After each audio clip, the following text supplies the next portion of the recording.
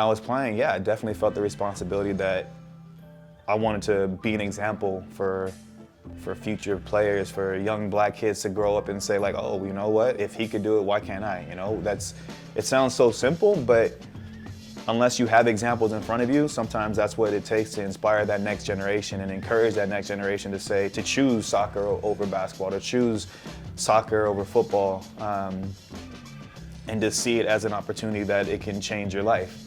I think sometimes that's the biggest thing. You see what basketball can do for people, you see what football can do for certain people, whether it's from a financial standpoint. I think every kid that grows up in, underprivileged situations, if they get out of that, they want to help their families, they want to help their moms. And so for so long, you attach that to what you see on TV the most, which was basketball, football. You see that as a way out. And so when I was playing, I was like, you know what? I want to show that that's something that you can also attain through soccer. And then fast forward to now, the same thing. It goes back to exposure, right? And creating opportunities.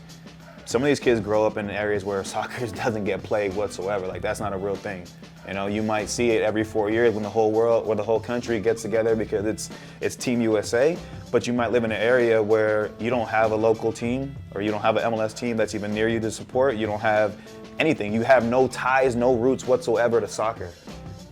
My hope is that maybe you're flicking through channels one day and you see a game that I'm covering and you hear my voice, or you see me on there and you see my face and you're like, wait, what's this?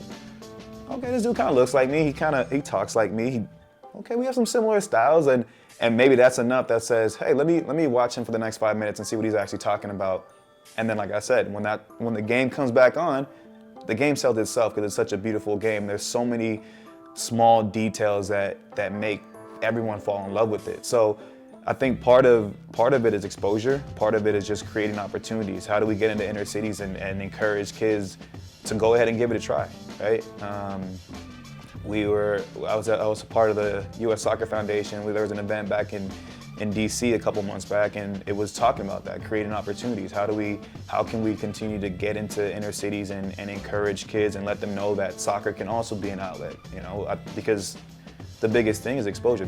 Some of them just never have been introduced to the sport to even have a chance to fall in love with it, to even have a chance to explore it and know that they can be good at it, right?